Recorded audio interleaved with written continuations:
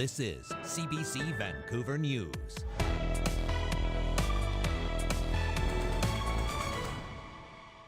We see that increase has been driven by respiratory illness in young people. Tonight on CBC Vancouver News, a spike in respiratory viruses, but mandatory masking won't be the solution you're looking for. Also, I hope and pray that we'll be able to stay in our own home.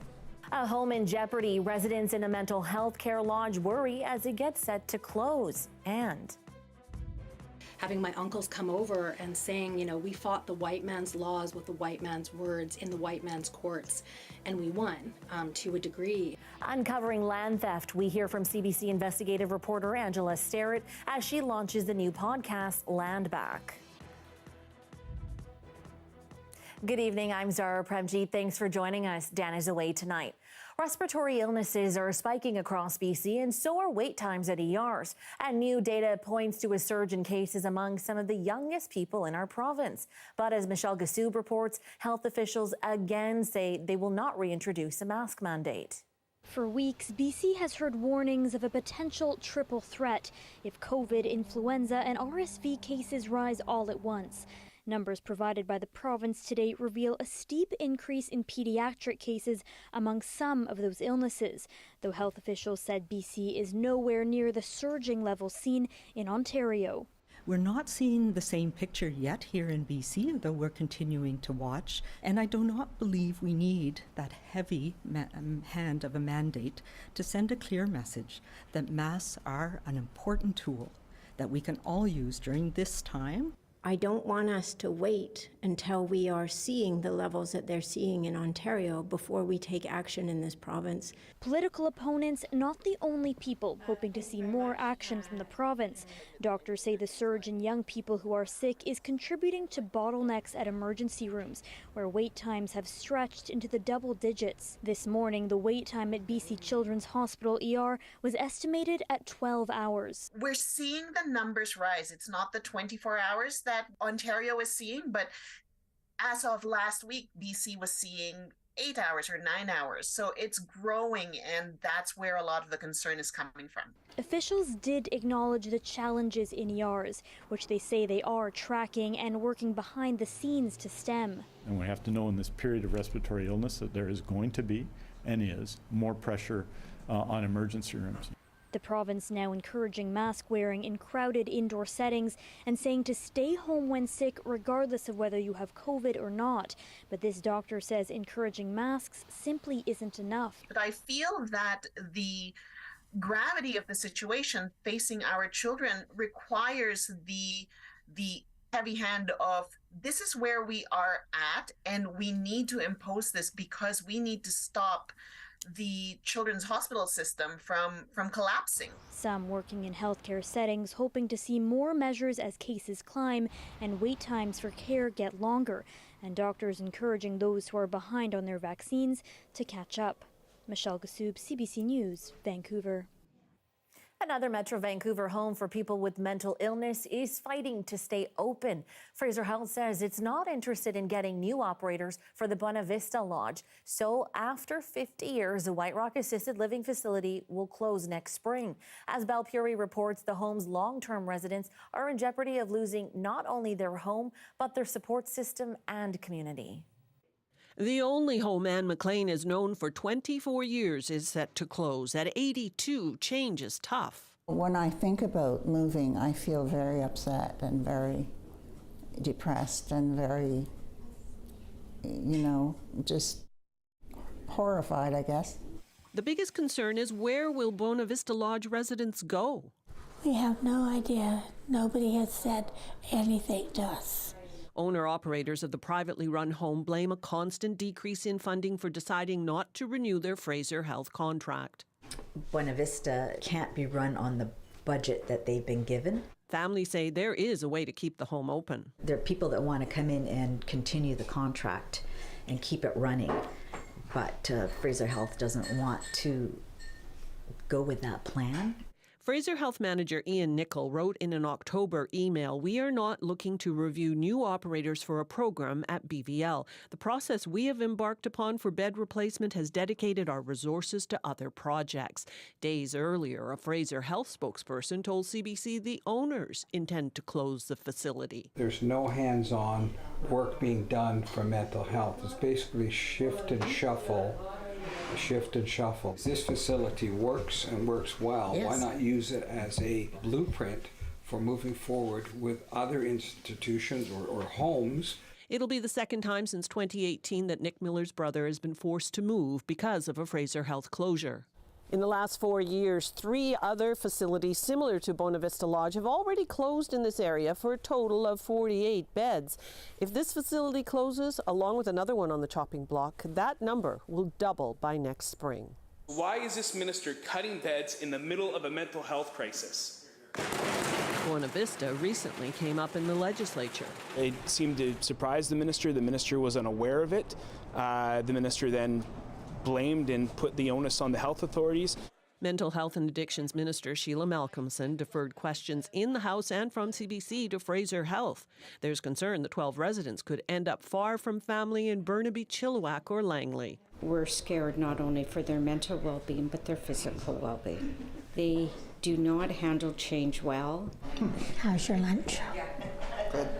Do you want my tomatoes? When Karen Whittle moved here 16 years ago, she had one thought. This is going to be my home for life. Belle Puri, CBC News, White Rock. The BC Liberal Party has voted in favour of a name change. 80% of party members voted to rebrand to BC United. The change still needs to be approved at a delegate convention. And as Mira Baines reports, what's in a name?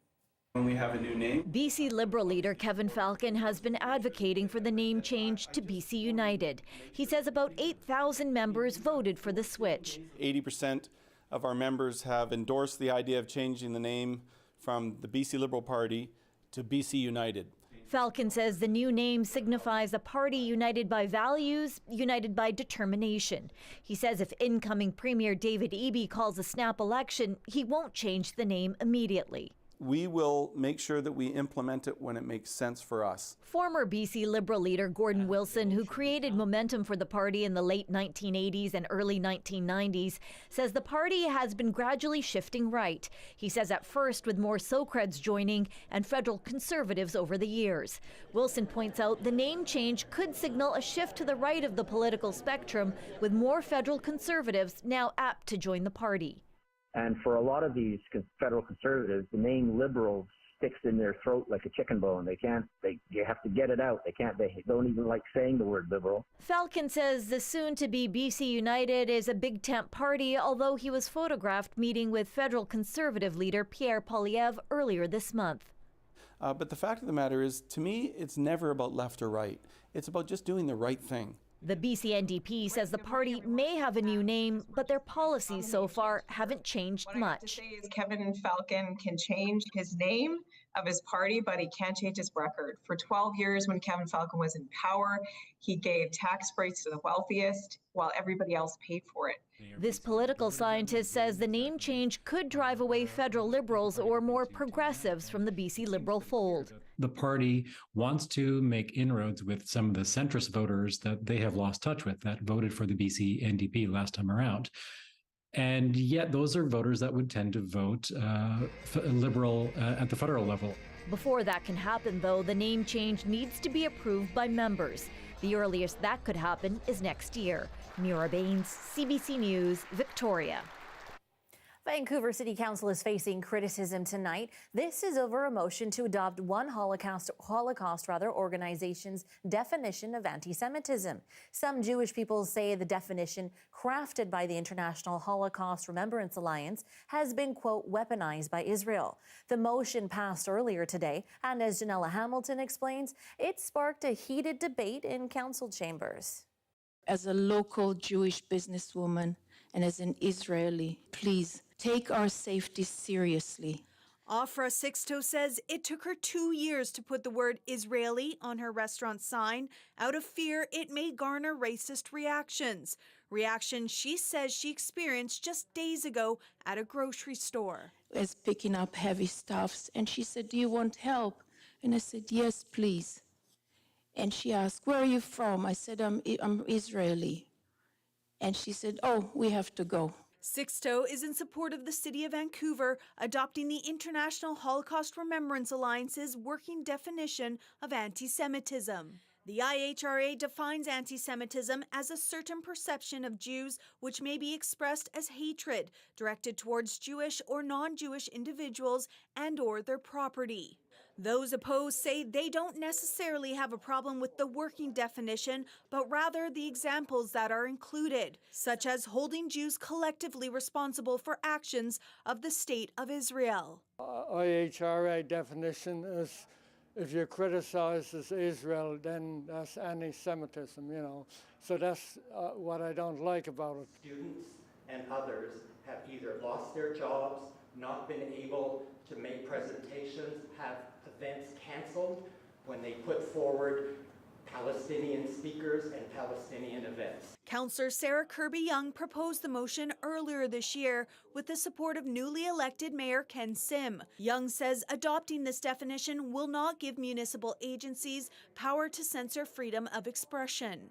It is an educational tool to help provide a baseline around what anti-Semitism looks like. But this city councillor says the motion is a misstep. I worry about the divisiveness of this definition distracting from the shared work we have to do. A United Nations report from October cautions governments against relying on the highly controversial and divisive definition. The IHRA's anti-Semitism definition has been adopted by the federal government and 6 provinces across Canada. Janella Hamilton, CBC News, Vancouver. This month, CBC BC is launching a new podcast hosted by Giksan investigative journalist Angela Sterrett titled Land Back. It explores who owns the land we live on. The podcast premiere episode, which is out now, dives into a crucial court case known as de Galmuk and how even after the Supreme Court of Canada ruled in favor of Giksan and Wet'suwet'en land rights in BC remained unfinished business. Take a look.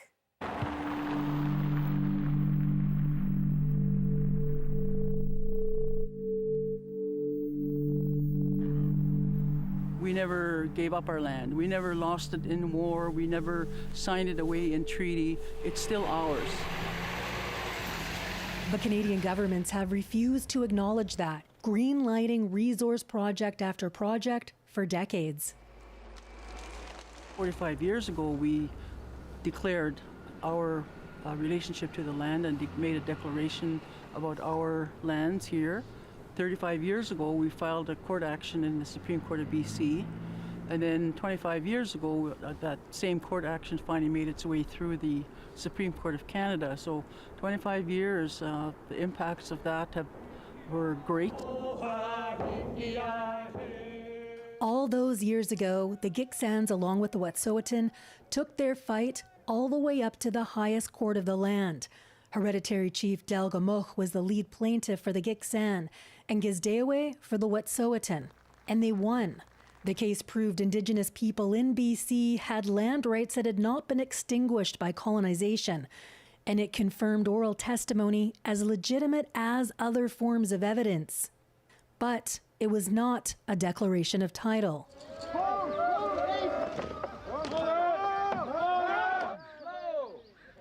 Meaning then optimistic leaders are feeling less hopeful today. What happened to the Del Gamuch case? The Constitution is 40 years old this year. The court case is 25 years old this year. What have you done about it? Today, the Crown controls 89% of land in Canada. The rest is primarily privately owned. Indian Reserve land, also controlled by the Crown, is 0.2% of Canada's landmass, and legal scholars put land Indigenous people hold through settlement claims at around 7%. It's shameful that today we haven't moved as we should have in the mid-1990s when the Del Gamuch case was issued by the Supreme Court. The Delgamuukw case did break ground for others, like the Tsilhqot'in case that led to the first declaration of Aboriginal title in Canada. But it's one of hundreds that aim to confirm title. The only way we make change, even though it's piecemeal, is having to keep going back to court because Canada doesn't want to enact and implement the decisions that are coming down in the Supreme Court of Canada. If they did, then we wouldn't have to keep going back to court. Defining what title is really some tragic unfinished business that we have in Canada. But it's time, in my mind, to start taking a risk, moving away from our position of power, putting our swords down and sitting down with communities to hash out what that is. While Gitxaans have pushed back against the Crown and companies for more than a century, hoping to protect land like this for future generations, the fight against logging and resource extraction isn't over. This rail line across Gitxaan territory has been blockaded for over 100 years at this point. The most recent was to support the Wet'suwet'en land defenders after a raid that made national headlines. This is the spot where the blockade was set up. That occupation lasted for around 2 days, with the RCMP keeping surveillance and amassing over on that bank while the Gitxaan were amassed over on this bank along the highway. And then there were the police. Not just the beat cops, but those from the Community Industry Response Group, a unit that takes aim at energy industry incidents. Like, they did not need to use assault rifles here. They did not need to come and terrorize our people in the way that they did. They did not even attempt diplomacy before bringing in those paramilitarized RCMP. And it's pretty clear that that's the status quo in this country. That's how they handle Indigenous descent. That's how they handle the fact that we own the title to these territories, because Canada has no title here. This is sovereign Wet'suwet'en land. You're a trespasser. As for police, they say they're just following orders. I'm proud of what my members in Kirk do each and every day. They have made numerous arrests. To date, we have no one injured to the point where we've had to have anybody, the Independent Investigation Office hasn't looked into any of our activities. We've conducted our duties in a professional manner, enforcing Supreme Court injunctions and enforcing the law to the best of our ability. As for the provincial government, they wouldn't talk to us for this story. How do things look 20, 30 years from now? Can I look into my grandchild's eyes and say, we fought it? I thought that the fight would have been over 25 years ago, and 25 years later, here we are still fighting.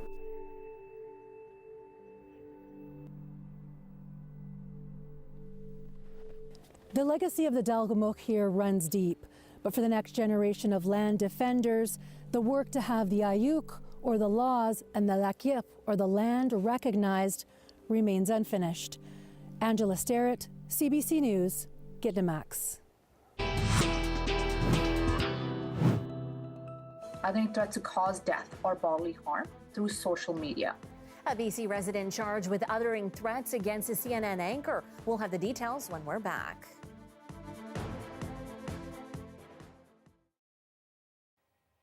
Thanks so much for sticking with us during our commercial-free live stream. 32 years ago, students in Nova Scotia buried a time capsule within the walls of the new addition being built at their school. It was supposed to be open November 2020, but COVID prevented that. Last night was their big reveal. Colleen Jones has that story from Herring Cove. At William King Elementary, there's a buzz in the air. Yes!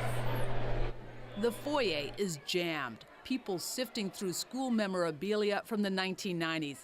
Look at me there! Is that you? Holly Harvey and Krista Famey find their grade primary photos. It's really fun. There you are! The main event isn't what's out on the tables, rather, what's in the walls. Sister. Behind this engraved granite is a time capsule buried in 1990. These 4 young girls were around 12 back then. Now in their 40s, they strike the same pose, then start pulling out the time capsule they buried. They carry the box into the gym and onto the stage. How excited are you guys? So excited! Cherise O'Leary is one of the teens from that old black and white photo. There was so much excitement around it, and I've been excited about this for so long. Waiting for it to be opened, Shannon Greek, trying hard to remember what she put in it 32 years ago. I remember, like fancy, kind of like those woven bracelets that kids make. But honestly, Can you believe it's 32 years ago? I honestly can't believe it's 32 years later. One by one, things are pulled out. There's school projects, school buttons, and everyone's favorite, a sealed Teenage Mutant Ninja Turtle.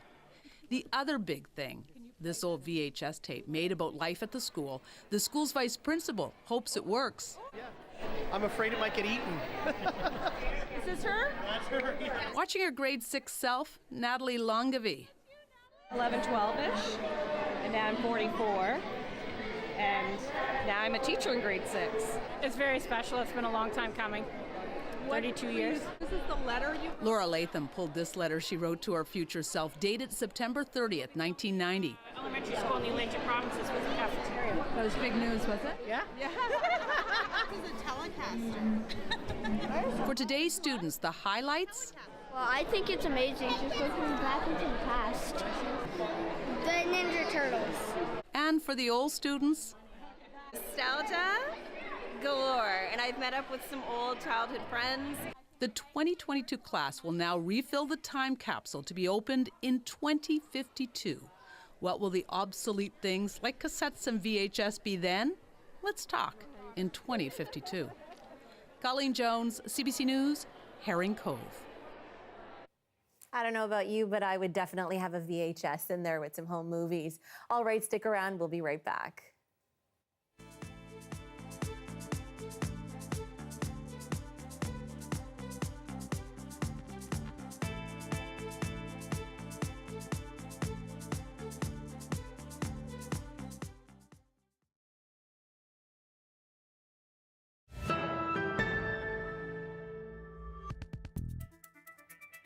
A BC man has been charged with uttering death threats against a CNN anchor after an investigation involving the RCMP, FBI, and the New York police. Nicholas Sullivan is allegedly linked to months of threats against Erin Burnett, her family, and CNN employees via Twitter and YouTube. On November 10th, our Crown prosecutor approved 5 counts of uttering death threats, uttering threats to cause death or bodily harm through social media. And this person now has been identified as a 38-year-old Nicholas Sullivan, who's a resident of Surrey. Court documents obtained by CBC News show the FBI contacted the Mounties to report that a YouTube user had, quote, threatened to commit a mass murder at the CNN building in New York. Sullivan allegedly told investigators he wasn't a threat and that he was ranting on the internet just like everyone else. He's set to appear in provincial court on Friday. All right, here's a live shot of the Port of Vancouver. Kuljeet will have your full forecast next.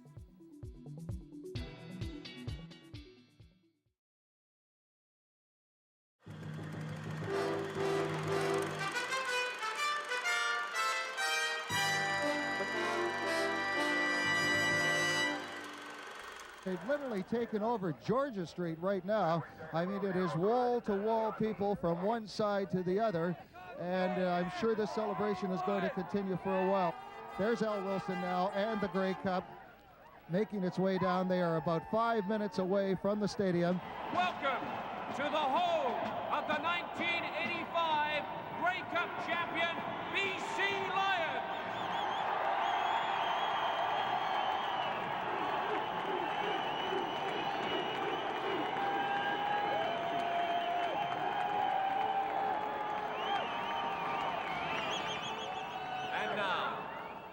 I want you to meet the winningest coach in the history of the BC Lions. Would you please welcome head coach Don Matthews. The quarterback, number 9, Roy DeWolf.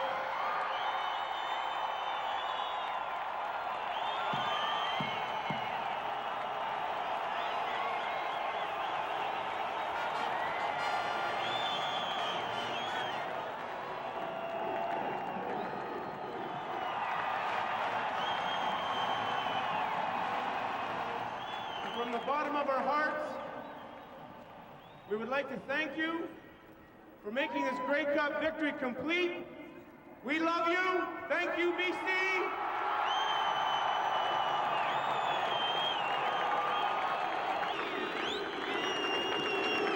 Ladies and gentlemen, let's have a big hand for the 1985 Grey Cup champions, the BC Lions.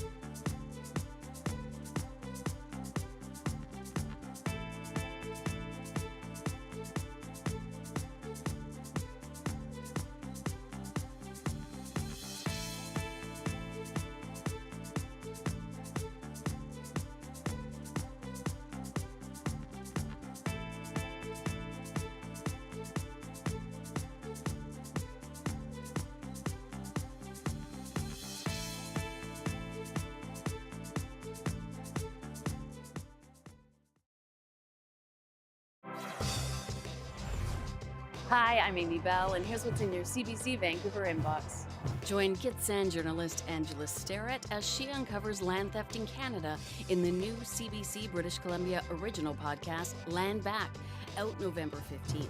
And never miss a special programming series, event, or contest. Subscribe to CBC Vancouver's e-newsletter at cbc.ca/Vancouver Inbox and keep connected with us.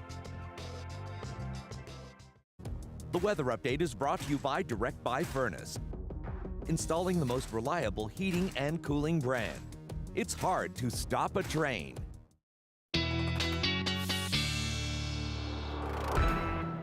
All right, it's that time of the night. Let's check out what's happening in the world of weather, bringing in our weather specialist, Kuljeet Kaila.